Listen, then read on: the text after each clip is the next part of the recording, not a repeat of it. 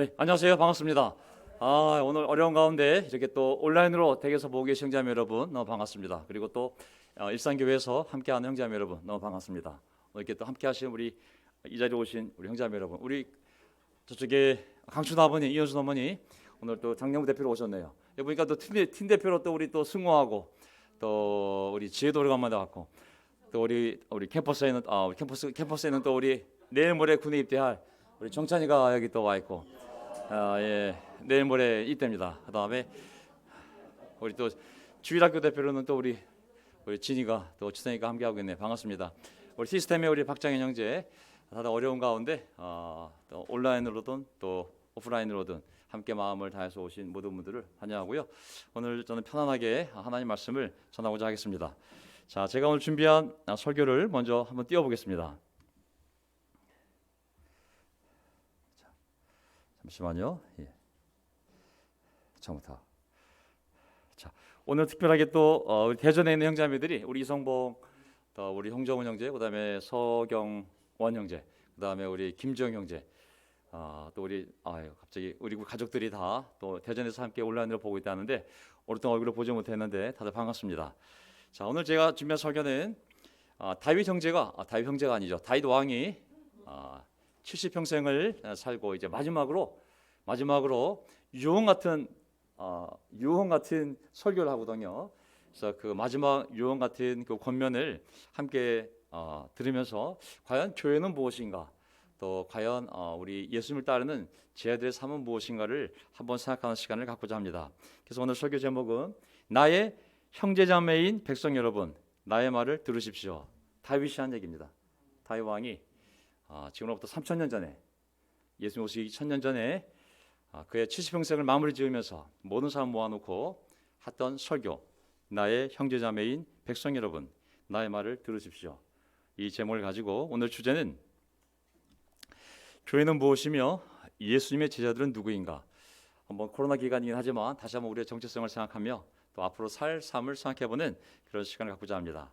교회는 무엇이며 예수님의 제자들은 누구인가. 자, 저의 오늘 설교는 네 가지 간단한 포인트들이 있는데요.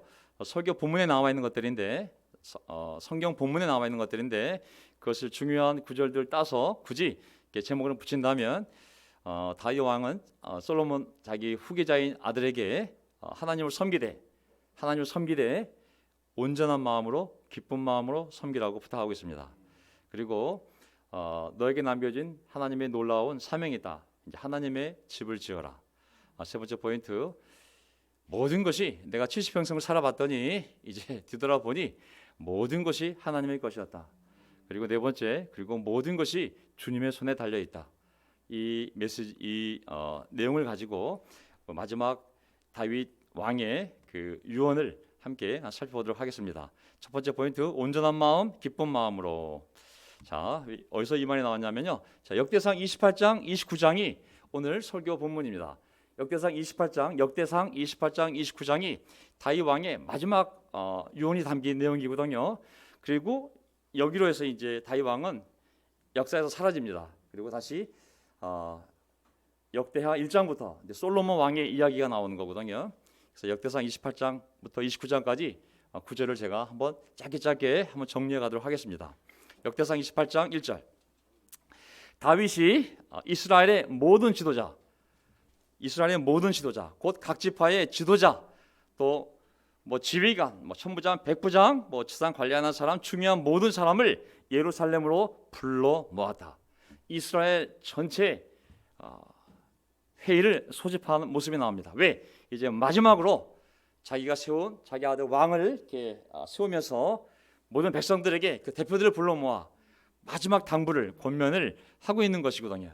그래서 이제 하나님이 지으라는 이 하나님의 성전을 지을 후계자로서 이제 솔로몬을 위임하면서 이제 모든 사람들에게 부탁의 말을, 정말 70평생 자기가 깨달은 하나님에 대한 그 지식을 가지고 이제 당부하는 모습이 나옵니다. 28장 2절을 보게 되면 다윗 왕이 일어서서 이렇게 말하였다. 나의 형제자매인 백성 여러분, 나의 말을 들으십시오.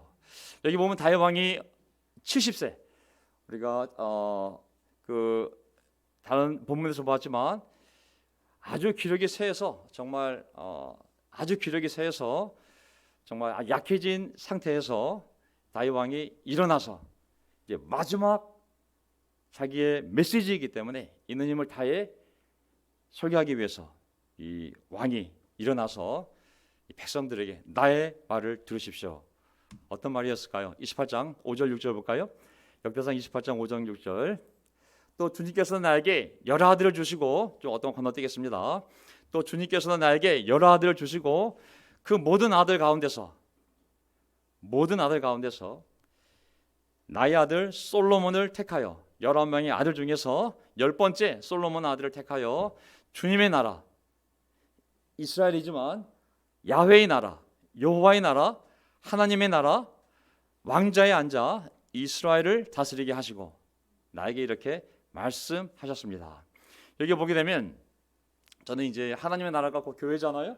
뭐 구약의 하나님의 나라와 하나님의 백성이 신약 교회와 우리 형제자매들 예수 그리스도를 따르는 제자들이지 않습니까? 여기 보면 교회란 무엇인가 생각해 보면 하나님의 나라는 결국 사람의 나라가 아니라 여기 보면은 주님의 나라, 주님의 나라에 주님이 택한 사람을 앉혀서 주님 대신 다스리게 하였다고 얘기하지 않습니까? 이 선택을 보게 되면 모든 것은 그 주권이 하나님께 있음을 알 수가 있습니다. 우리 개인의 인생이 되었던 교회가 되었던 나라가 되었던 그 주인됨, 오너십, 그 주권이 오직 하나님에게 있는 겁니다. 12아들, 야곱의 12아들이 있었지만 그 중에 유다를 선택해서 유다 후손으로부터 하나님의 이 아들이 오게 하시는 계획 속에서 먼저 다윗 왕을 유다 지파 안에서 12아들 중에 유다를 선택하고, 그 다음에 유다 지파 안에서 많은 가문이 있었지만 이세 가문을 선택하고, 이세의 아들이 많이 있었지만 그 중에 막내 아들인 8번째 다윗을 선택하고, 그리고 이제 그 다윗의 19아들 중에 10번째 솔로몬을 선택한 것은 하나님의 주권이라는 것이죠. 이것은 내가 선택한 게 아니라 솔로몬을 하나님이 선택해서 나에게 알려주었기 때문에 나도 솔로몬을 후계자로 선택한 거라고. 그리고 이 나라는, 이스라엘은 나의 나라도 아니요 여러분의 나라도 아니요 하나님의 나라, 야훼의 나라, 주님의 나라라는 것이죠. 이 왕이 되는 것은 인기 투표에서 되는 것도 아니고 힘의 원리로 싸워서 이긴 자가 되는 것도 아니고 오직 하나님이 선택하는 거라고. 이렇게 보았을 때 저는 교회도, 교회 안에 장로님도 있고 목사님도 있고 또 집사님들도 있고 그런 직분자들 우리가 세워나가야 되는데, 우리가 그리스도의 교회이기 때문에 우리가 하나님의 교회요 그리스도의 교회이지 오직 주권은 하나님에게만 있는 줄을 믿습니다. 우리가 투표로 그런 직분자를 뽑을 수도 없고 인기나 힘으로 또 재력으로 될 수 있는 것도 아닌 거거든요. 오직 그분이 하나님의 말씀의 뜻에 따라, 그 기준에 따라 한 분 한 분 세워갈 때 그분들이 예수님의 선택과 임명을 받아 예수님의 대리인으로서, 교회의 머리이신 예수님의 대리인으로서 이 교회를 섬겨나가는 하나님 공동체, 그리스도 공동체가 교회인 줄 믿습니다. 아멘. 우리가 이제 이런 것들을 하나하나 해나가야 됩니다. 각 교회에서 이제 하나하나 우리가 이렇게 그런 직분자들을 하나님의 주권하에서 그분의 선택과 임명하에서 예수님의 뜻에 따라 말씀에 따라 한 분 한 분 세워 나가야 되는 것이죠. 그러면서 이제 28장 8절에 뭐라고 얘기하고 있냐면, 이제 여러분은 온 이스라엘 곧 주님의 회중이 보는 앞에서 그리고 우리의 하나님이 들으시는 가운데서 주 당신들의 하나님의 모든 계명을 열심히 따르고 지키십시오. 그러면 이 아름다운 땅을 차지할 수 있을 것이고 이 땅을 당신들의 자손에게 길이길이 물려줄 수 있을 것입니다. 반복된 내용이지만 우리의 생존, 우리의 안정과 평화와 번영은 오직 하나님의 계명을 준수하는 데 달려있지 다른 데 있는 것이 아니라고. 주변 국가들의 위험, 또 기후 문제, 전염병 문제, 이것이 정말 문제가 되는 것이 아니라고. 어떤 상황이 되었던 우리가 하나님의 모든 계명을 열심히 따르려고 한다면 하나님은 우리를 어떤 상황에서도 번영을 주실 거고 평화를 주실 거라고. 뿐만 아니라 다음 자손에게까지도 그 번영과 평화가, 축복이 이어질 거라고. 삼위 논리가 아주 분명함을 알 수가 있습니다. 그것은 뭐냐면 교회의 번영과 가족의 번영, 개인의 번영은 결국 하나님의 손에 달려 있고 오직 하나님의 명령을 열심히 따를 때 그것이 우리에게 보장되어 있는 유일한 축복의 원리임을 다시 한번 얘기하고 있습니다. 그러면서 이제 솔로몬에게 뭐라고 얘기하고 있냐면 28장 9절 나의 아들 솔로몬아 너는 네 아버지의 하나님을 바로 알고 내 아들 솔로몬아 너는 네 아버지의 하나님을 바로 알고 둘째 온전한 마음 셋째 기쁜 마음으로 그 하나님을 섬기도록 하여라. 왜냐하면 왜 하나님을 바로 알고 온전한 마음 기쁜 마음으로 섬겨야 하냐면 주님께서는 야훼께서는 모든 사람의 마음을 살피시고 모든 생각과 의도를 헤아리시기 때문이다. 솔로몬 아들이자 후계자인 이 새로운 왕에게 주는 첫 번째 충고이자 명령은 하나님을 바로 알라는 것이었습니다. 하나님을 먼저 바로 알아라. 성전을 짓기 전에 교회를 세우기 전에 먼저 해야 될 일은 하나님을 바로 알아라.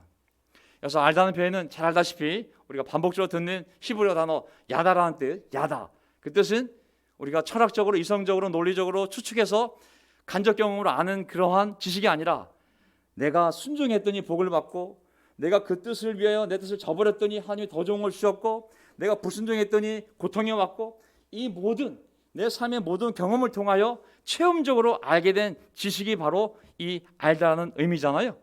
다윗이 지난 70년 동안 목동으로서 광야에서 또 기름 부음을 받고 돌아다니면서 광야에서 또 왕으로 기름 받고 수많은 전쟁을 통하여 바스바의 간음을 통하여 고통을 당하면서 하나님이 주신 모든 그러한 경험 속에서 깨닫게 된 지식이 바로 하나님을 아는 지식임을 알 수가 있습니다. 하나님을 먼저 바로 알아야 된다고.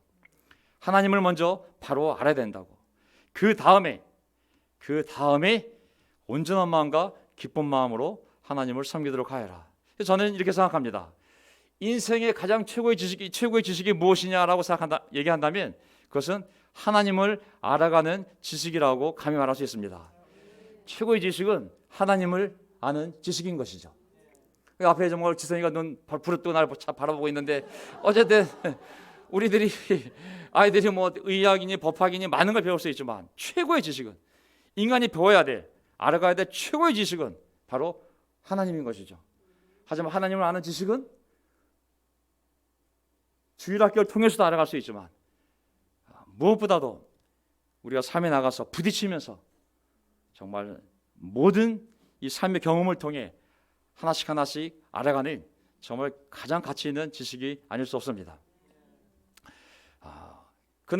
그들이 결국은 부딪히면서 알아가는 과정일 수밖에 없거든요. 우리 차이도 군대를 가지만 너무 기대가 됩니다. 아멘.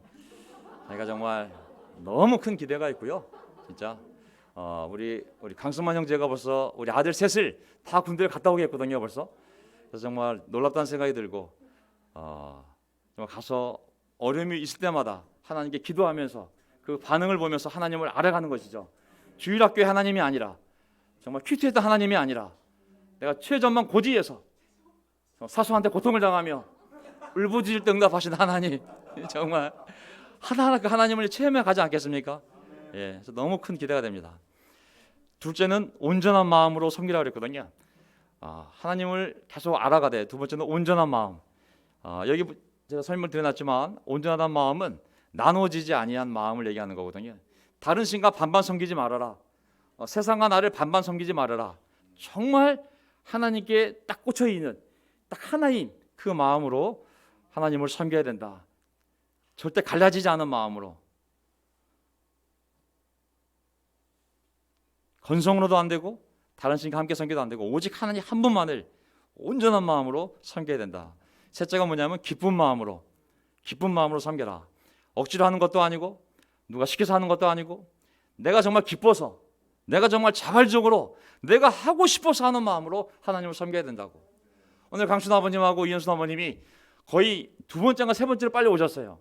저 깜짝 놀랐어요. 아들이 있어야 모시고 오는데 차로 아들도 없이 두 분이 오신 거예요. 어떻게 오셨어요? 했더니 택시 타고 왔다고.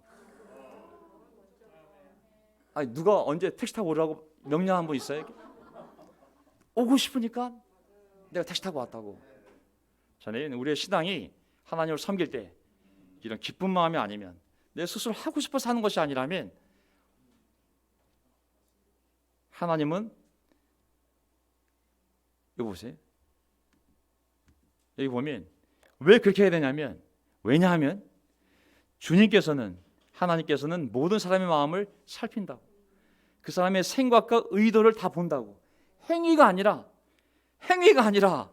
진짜 그 마음을 살피시기 때문에 우리가 그런 마음으로 하나님을 섬겨야 된다고 얘기한 거거든요.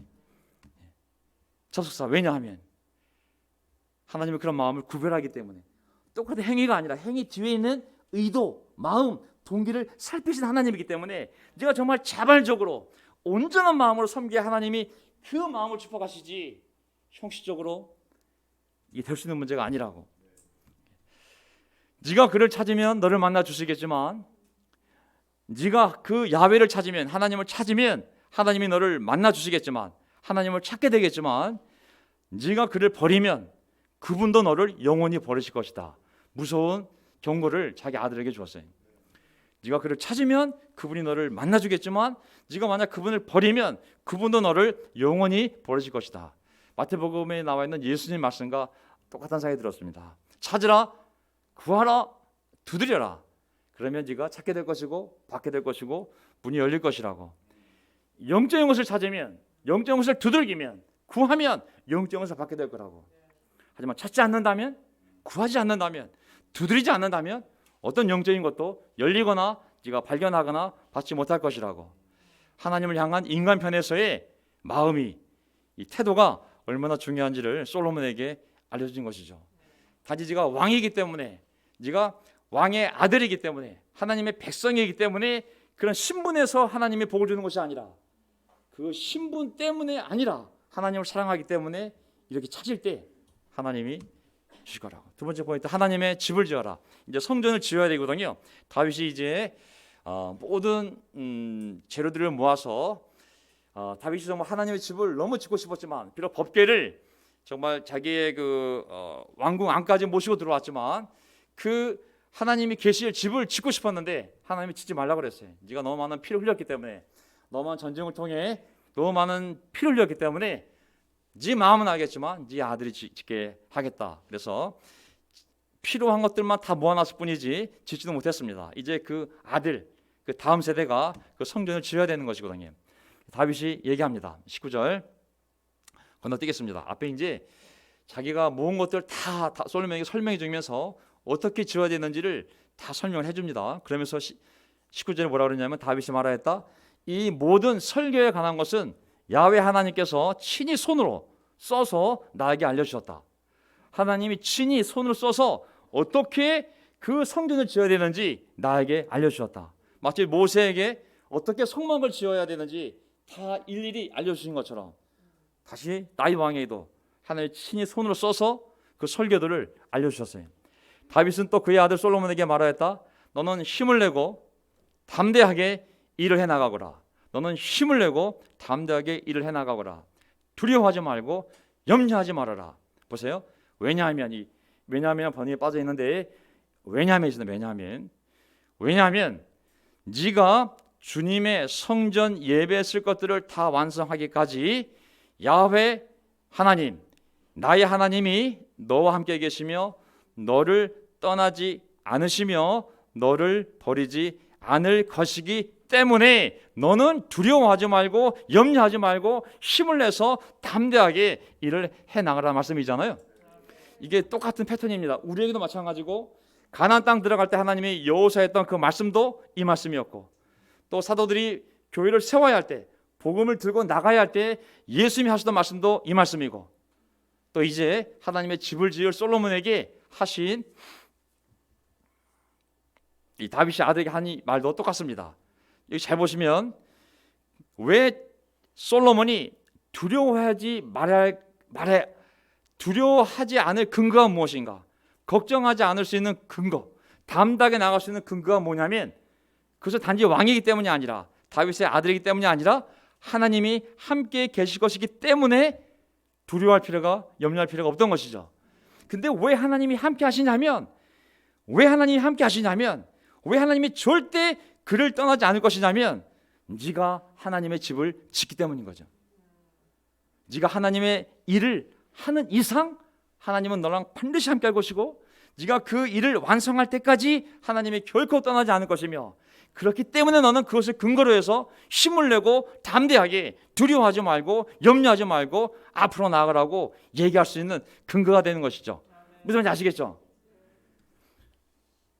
이 순서가 인간적으로 힘을 내니까 얘가 힘을 내고 있네, 믿음이 있어? 그럼 내가 함께 해줄게, 이게 아니라 네가 하나님의 일을 해? 그럼 내가 너를 도와야지, 내가 너랑 함께 해야지. 하나님이 함께 해? 그럼 우리가 걱정할 필요가 없지, 우리가 용기를 낼 수 있지. 이 거꾸로의 해석인 것이죠. 솔로몬이 하나님의 집을 짓는 이상 하나님은 그와 항상 함께 하실 것입니다.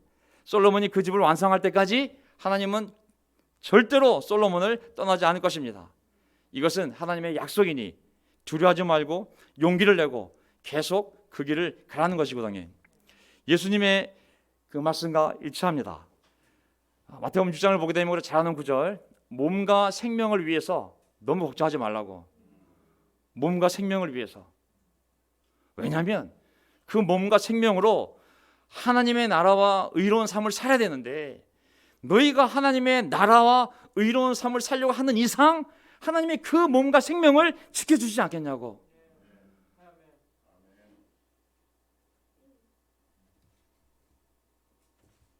하나님의 나라와 의로운 삶을 위해 사는 이상 그 몸이 먹고 살아야 될 것들, 그리고 그 생명을 지키기 위해서 필요한 모든 것들을 하나님이 공급하실 것이고 절대로 떠나지 않을 것이고, 그러니 너는 계속 용기를 내서 걱정하지 말고 하나님의 나라와 의로운 삶을 살아가라. 이런 것이 예수님의 말씀 아니겠습니까?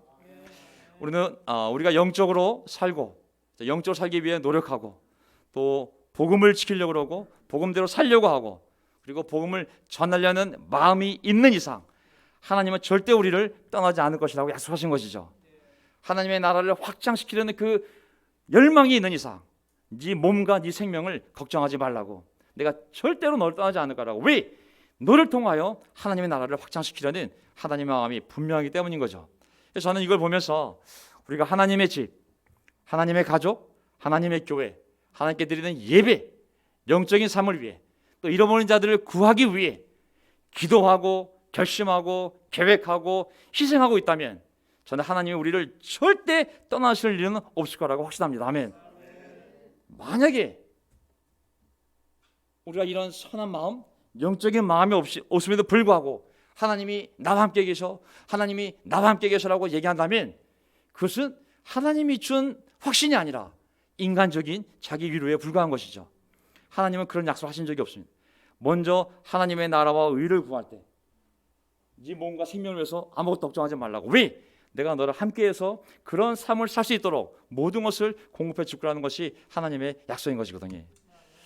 다시 다윗의 말을 우리에게 적용하면 너는 힘을 내고, 우리에게 하는 말씀이라 생각한다면 너는 힘을 내고 담대하게 일을 해나가거라. 두려워하지 말고 염려하지 말아라. 네가 영적인 삶을 위해 하나님의 가족들을 위해 잃어버린 영혼들을 위해 살아가는 이상 주 예수님이 너와 함께 계시며 너를 떠나지 않으시며 너를 버리지 않을 것이며 필요한 모든 것을 공급할 것이다 라는 것이 하나님의 메시지라고 저는 믿습니다. 아멘. 저는 우리가 갖는 용기가 이런 하나님의 약속에서 오는 용기로 계속 앞으로 전진해 나갔으면 좋겠습니다. 자, 역사상 29장 1절을 보게 되면 다윗이 온 회중에게 이제 29장을 넘어가면 이제 솔로몬에게 이 얘기를 한 다음에 이제 온 회중에게 이렇게 얘기합니다. 자, 하나님께서 유일하게 선택하신 나의 아들 솔로몬은 아직 어리고 경험도 부족합니다. 그런데 이 공사는 너무나 큽니다. 이 성전은 사람의 집이 아니고 주 하나님의 성전이기 때문입니다. 자, 이제 솔로몬에게 그 당부를 마친 다음에 이제 회중들에게 부탁을 하는 것이죠. 자, 그 당시 솔로몬의 나이가 어리면 14세, 나이가 많으면 최대로 20세 미만이라고 그랬습니다. 집도 지어본 적이 없는 자에게 하나님의 집을 지으라는 것은 엄청난 큰 일이 아닐 수 없었습니다. 자기 집도 아니고 하나님이 계실 집이었기 때문에 정말 너무나 큰 일이었었죠. 사실 우리 교회도 사람들의 집이 아니고 하나님의 집인 줄 믿습니다. 아멘. 이게 사람들이 모였다고 해서 사람의 교회가 아닌 거거든요. 이게 하나님의 교회요, 그리스도의 교회요, 하나님의 집인 거거든요. 이 운동을 처음 시작했을 때 사람들 나이도 다 20대, 30대 아주 어린 나이였습니다. 경험도 부족하고 신학적인 지식도 부족하고, 하지만 하나님의 교회를 세운다는 것은 정말 엄청난 일인 거거든요. 이게 그냥 뭐 주일학교 움직이고 뭐 부부 카운셀링하고 아이들 양육하고 뭐 이런 정도가 아니라 이게 신적 기관이에요. 신적 기관. 사람들이 모여있지만 예수님이 머리로 인도하시는 하나님의 나라요, 하나님의 공동체이기 때문에 이게 보통 큰 일이 아니거든요. 근데 어떻게 이 일을 시작할 수 있었을까요? 어떻게 솔로몬이 그 놀라운 하나님의 집을 지은 일을 시작할 수 있었으며, 어떻게 30년 전, 40년 전에 그 어린 싱글들이, 그 어린 목사들이 전 세계의 교회를 세우겠다는 열정을 불러일으킬 수 있었을까요? 그 시작점이 뭐냐면, 첫째, 우리가 하는 것은 사람의 공동체를 세우는 것이 아니라 하나님의 집을 세우는 것이다. 그 인식과 함께 두 번째는 바로 이겁니다. 역대상 29장 3절에서 5절, 다윗이 뭐라고 얘기했냐면 그 회중들에게 이렇게 얘기했습니다. 또 내가 하나님의 성전을 사모함으로 내가 성전을 지으려고 준비한 이 모든 것 밖에 나에게 있는 금과 은도 내 하나님의 성전을 짓는 데에 바쳤습니다. 다윗이 내 개인적인 금과 은도 내 하나님의 성전을 짓는 데에 바쳤습니다. 오빌의 금 3,000달란트, 정련된 은 7,000달란트, 성전벽 입히고 금기구 은기구를 만들어 기수공이 손으로 만드는 모든 일에 쓰게 하였습니다.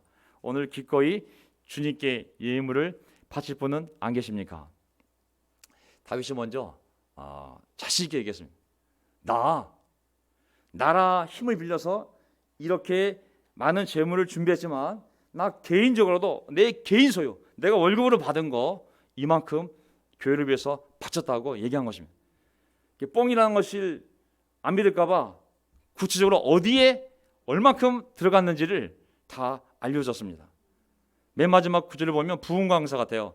오늘 기꺼이 주님께 예물을 바칠 분 안 계십니까? 강집사 500, 박장로 2000. 옛날에 다윗이 먼저 내가 이렇게 헌신했다고.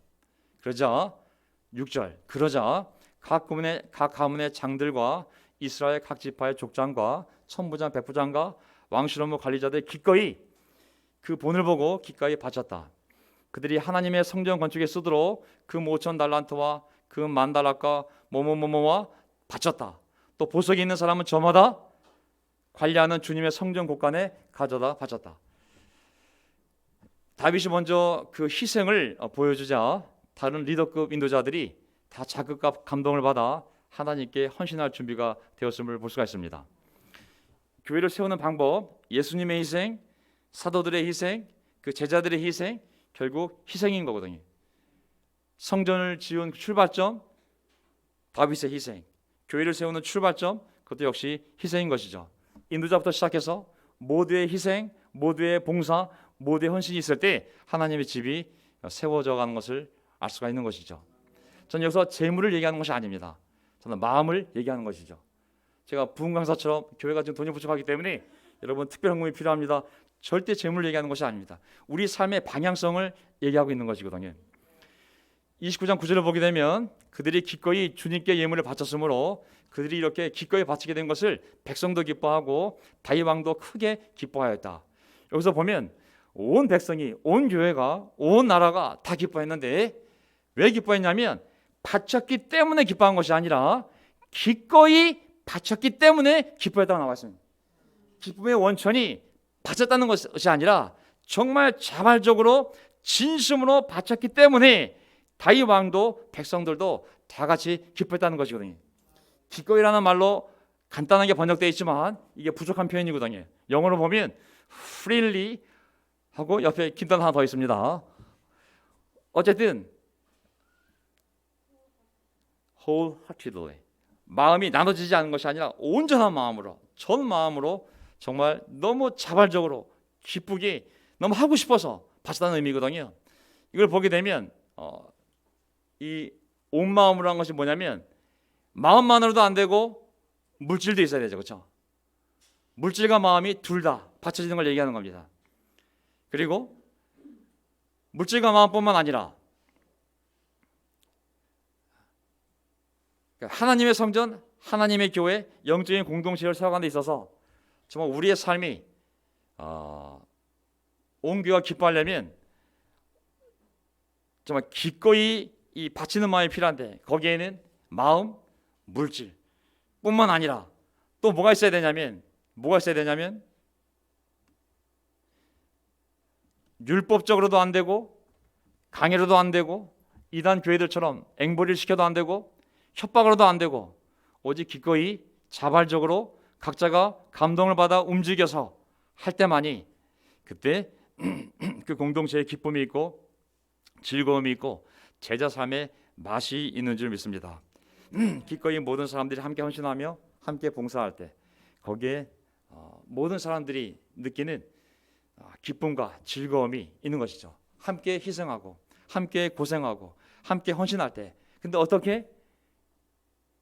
자발적으로 기꺼이 그것이 이루어질 때 거기에 참된 기쁨이 그 공동체 안에 있는 것이죠. 절대 율법적으로 안 돼요. 강요로 안 돼요. 사람들을 내보내서 앵벌이를 시켜도 안 돼요. 지옥을 얘기하며 협박해서도 안 돼요. 오직 기꺼이 자발적으로 인도자의 본을 보며 그들 스스로 마음이 움직여서 함께 희생할 때 그때 거기에 기쁨이 있고 즐거움이 있고 우리 제자 삶에 맛이 있는 것이죠. 우리가 더 깊은 확신을 갖고 그런 마음으로 우리의 교회를 세워나가야겠습니다.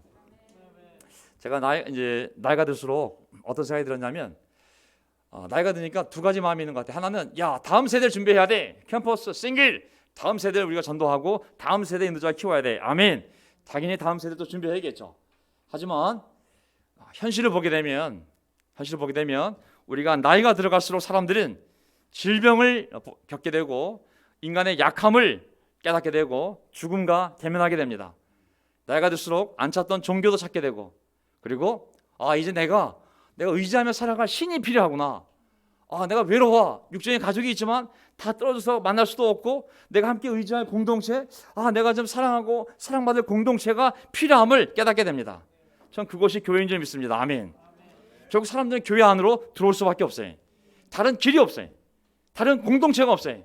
오직 교회만이 이 필요를 채울 수 있는 유일한 지상에 세워진 것이 저는 교회라고 생각합니다. 사람들은 늙어갈수록 약해질수록 삶의 한계를 느낄수록 하나님께 와야 되고, 그래서 하나님의 집으로 와야 되고 하나님의 성전으로 와야 되고 하나님의 가족에게로 와야 되는 것이죠. 그곳에 와서 그 하나님을 찾고 하나님을 만나고 하나님을 사랑하고 서로 섬기며 함께 기뻐하는 인생을 살다가 천국을 가야 되는 것이거든요.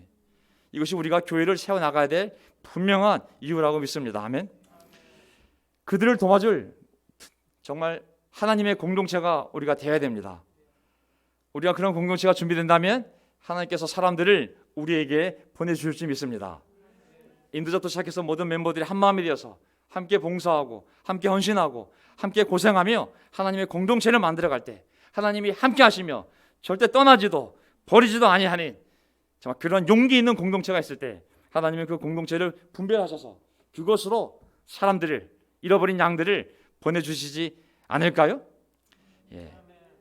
저는 다윗의 이제 마지막 고백을 보게 되면 뒤로 가면 다윗의 이제 마지막 70년 인생을 뒤돌아보며 죽기 전에 자기 인생이 어떠했는지 고백하는 부분이 나오게 됩니다. 이 고백이 저는 우리가 먼 훗날 다시 이 교회를 바라보았을 때, 우리 인생을 바라보았을 때 5년 뒤, 10년 뒤에 이 다윗의 고백이 우리의 고백이 되기를 바라는 마음에서 제가 오늘 이 설교를 세 번째 포인트, 모든 것이 하나님의 것입니다. 세 번째 포인트, 모든 것이 하나님의 것입니다. 죽기 전에 다윗의 마지막 입에서 나온 말은 찬양입니다. 찬양. 그래서 다윗이 온 회중 앞에서 주님을 찬양하였다. 주 우리 조상 이스라엘의 하나님, 길이길이 찬양을 받아 주십시오. 저는 70 먹은 이 다윗 왕이 정말 아주 기력이 쇠한 상태지만 그가 일어나서 백성들에게 부탁하고 또 솔로몬 왕에게 부탁하고 그리고 마지막으로 정말 많은 사람들 앞에서 좀 하나님을 찬양하는 모습을 보게 됩니다. 그의 인생의 마지막 시점, 그가 한 것은 하나님께 대한 감사와 찬양의 기도였습니다. 이 기도와 함께 다윗은 이제 성경책에서 사라지는 거거든요. 무엇을 찬양했을까요? 자기 삶에 이루어진 모든 일들, 인생을 떠나기 전 마지막 순간 마지막 힘을 모아 다윗이 한 것은 뭐냐면 하나님을 찬양한 거였습니다. 감사합니다 하나님. 이 찬양이 정말 전 너무 행복했고 너무 만족스럽게 세상을 떠납니다. 저는 하나님의 집을 위해서 부족했지만 최선을 다했고 이제 백성들도 같은 마음으로 함께 최선을 다했고 이제 이 일을 이룰 다음 인도자까지 세워졌으니 저는 너무나 평화롭게 너무나 행복하게 이 세상을 떠날 준비가 됐습니다. 아 하나님, 저는 얼마나 행복한 사람인가요? 하나님을 찬양합니다. 우리의 삶을 뒤돌아보면 저는 반드시 이 야곱의 고백이 우리의 고백이 되고 또 이 다윗 왕의 고백이 우리의 고백이 될 줄을 믿고 또 그렇게 바랍니다. 야곱이 형을 속이고 아버지를 속이고 그 장자권을 빼앗고 결국은 발각이 되어 도망간 다음에 그가 26년의 세월을 그 못된 삼촌 밑에서 지냈지만 하나님이 그와 함께 하셔서 그에게 많은 복을 주셨습니다. 그리고 그가 다시 돌아왔을 때 어떻게 고백했냐면 창세기 32장 10절에 이렇게 고백합니다. 주님께서 주님의 종에게 베푸신 이 모든 은총과 온갖 진실을 이 종은 감히 받을 자격이 없습니다. 제가 요단강을 건널 때에 가진 것이라고는 지팡이 하나뿐이었습니다만 이제 저는 이처럼 두 무리나 이루었습니다. 우리가 진실되게 하나님의 성전을 위하여 영적인 삶을 위하여 살아가게 될 때 언젠가 우리 삶을 뒤돌아보면서 우리에게 허락되어진 수많은 영적인 가족들 또 우리의 영적인 성전을 보면서 이런 고백을 하게 되지 않을까요?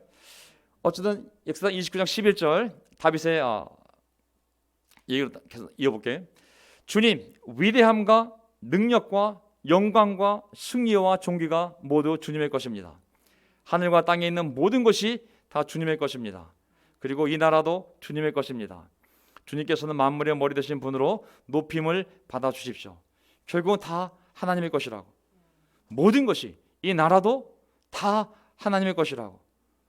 인간의 힘에 의해서 이루어진 것 같지만 결국은 모든 것이 하나님의 역사로 이루어진 것. 이 나라도 이 백성도 이 왕권도 다 하나님의 것이. 교회도 주님의 것이요, 나의 집도 주님의 것이요, 내 가정도 주님의 것이요, 제 인생도 주님의 것이요, 모든 것이 다 하나님에게서 왔고 다 하나님의 것이라고 고백하는 것이죠. 이 고백이 우리 입에서 이 세상을 떠날 때 뒤돌아보면서 내가 열심히 산 것 같지만 결국은 다 하나님 것이구나, 다 하나님이 주신 것이구나 라는 고백을 우리도 하게 될 줄 믿습니다. 아멘. 혹시 우리 가운데 내가 가진 것 중에 이것은 내 것이라고 내가 이룬 것이라고 하는 부분이 남아있다면 언제 하나님이 알게 하실 겁니다. 네게 아니라 다 내 거라고. 네 인생도 너의 집도 너의 시간도 너의 건강도 너의 직장도 너의 가정도 너의 자녀도 다 내게서 왔고 나의 것이라고. 다윗은 그것을 고백한 것이죠. 그러기에 네 번째 고백, 모든 것이 주님의 손에 달려있다. 자, 역대상 29장 12절 부와 존귀가 주님께로부터 나오고 주님께서 만물을 다스리시며 주님의 손에 권세와 능력이 있으시니 사람이 위대하고 강하게 되는 것도 주님의 손에 달려 있습니다. 주님의 손에 권세와 능력이 있으시니 사람이 위대하고 강하게 되는 것도 주님의 손에 달려 있습니다. 부와 잘 사는 것과 높여지는 것, 그것도 주님께로부터 나오고 주님께서 만물을 다스리시며 주님의 손에 권세와 능력이 있으시니 사람이 잘 되는 것, 강하게 되는 것도 주님의 손에 달려 있습니다. 재산도 부도 명예도 권력도 다 주님이 주실 때 받는 것이지, 제가 건강한 것도 잘 먹고 잘 사는 것도 아이들이 건강한 것도 지난 모든 시간의 축복이 다 하나님의 손에 달려있던 것이지 우리의 노력으로 받은 것이 아니라는 것을 마지막으로 고백하는 것이죠. 이 고백에 대해서 이해 없으시죠? 예. 모든 것이 주님의 손에 달려있습니다. 좀 더 밤을 새서 공부하면 성적이 더 올라갈 수 있겠죠. 하지만 우리 인생이 미래에 펼쳐질 모든 미래는 주님의 손에 달려있는 것이지 인간의 노력에 달려있는 것이 아니라는 것이죠. 그러기에 우리는 먼저 하나님의 나라와 하나님의 의로운 삶을 구하라고 성경은 우리에게 가르쳐주는 것 같습니다. 우리의 건강도 수만 가지 질병이 수만 가지 바이러스가 들끓는 이 세상 속에서 우리의 건강도 주님의 손에 달려있는 줄 믿습니다. 우리의 미래, 우리의 집, 우리의 자녀들 전부 주님의 손 안에, 주님의 계획 가운데 달려있는 줄 믿습니다. 우리의 결혼조차도, 우리의 후손조차도 주님의 손에 달려있는 줄 믿습니다.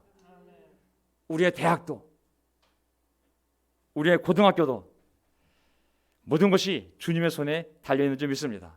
그러하기에 우리가 우리의 노력에 의지하는 것이 아니라 먼저 하나님의 나라와 의를 구하는 것이 더 지혜로운 삶임을 성경이 얘기하는 것 같습니다. 모든 것이 주님의 손에 달려있습니다. 아멘. 모든 것이. 로마서 11장 36절을 보게 되면 관련 구절인데요, 이 구절이 짧지만 모든 것을 함축해 있는 구절이라는 생각이 들었습니다. 자, 만물이 하나님에게서 나고 만물이 하나님으로 말미암아 존재하고 만물이 하나님을 위하여 있습니다. 그에게, 오직 하나님에게 영광이 세세에 있기를 빕니다. 아멘. 어떻게 보면 존재하는 모든 것, 그것은 from him, 하나님부터 온 것이며 존재하고 있는 그 상태도 하나님이 허락했기 때문에 그렇게 존재하고 있는 것이며 그분을 통하여, 그리고 왜 존재하고 있는가, 왜 그 자리에 그렇게 있는가는 오직 하나님의 영광을 위하여 그렇게 있다고 성경이 얘기하고 있는 것이죠. 그래서 영광은 오직 하나님에게만 드려야 한다고 얘기하고 있습니다. 오늘 이 시간 우리 삶의 목적을 다시 한번 생각해 보시기 바랍니다. 내가 하나님에게서 받고, 내 가정도 하나님에게서 받고, 이 교회도 하나님에게서 받고, 하나님 때문에 이렇게 내가 존재하고 있고, 그리고 내가 왜 존재하냐면, 왜 이 교회가, 우리 가정이 존재하냐면 하나님을 위하여 존재하기 때문에 오직 하나님께만 영광을 돌려야 한다는 거예요. 온전한 마음으로 하나님을 섬기, 갈라지지 않은 마음으로 네 삶의 목표와 목적이 무엇인지를 분명히 하라고. 네가 여기에 있는 것은 하나님으로부터 왔고 하나님 때문에 존재하고 있고 하나님을 위해서 살고 있는 거기 때문에 네 인생의 목표가 무엇인지, 목적이 무엇인지, 삶의 방향성이 뭔지를 분명히 하라고. 온전한 마음으로, 그리고 기쁜 마음으로 하나님을 섬기라고. 그것이 바로 솔로몬에게 준 아버지의 권면이었거든요.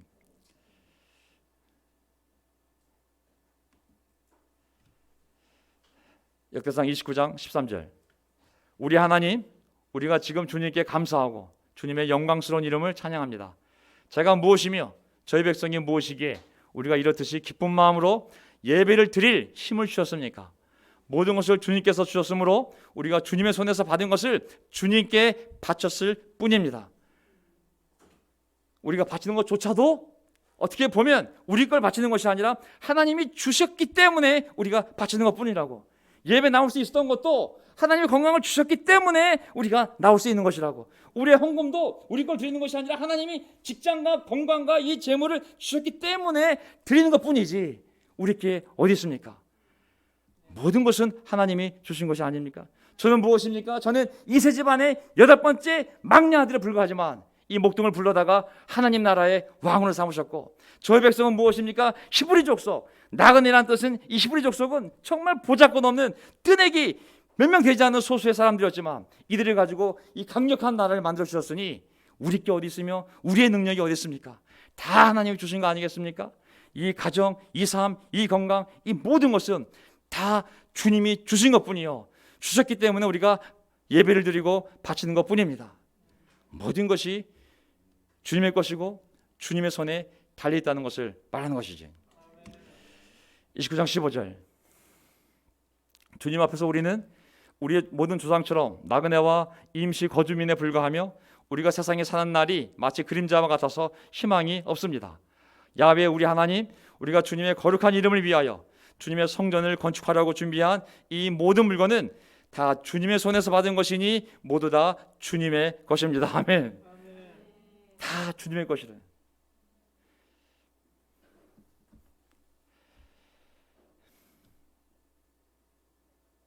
다윗이 갖다 바쳤던 그것을 감동을 받고 사람들이 헌금을 했던, 결국은 다 주님의 것, 다 결국 주님의 것이라. 주님이 주신 것 다 주님의 것을 주님의 성전을 쓰는 것뿐이라고. 29장 17절, 나의 하나님 끝나갑니다. 주님께서는 사람의 마음을 헤아리시고 정직한 사람을 두고 기뻐하시는 줄을 제가 압니다. 나는 정직한 마음으로 기꺼이 이 모든 것을 바쳤습니다. 이제 여기에 있는 주님의 백성이 주님께 기꺼이 바치는 걸 보니 저도 마음이 기쁩니다.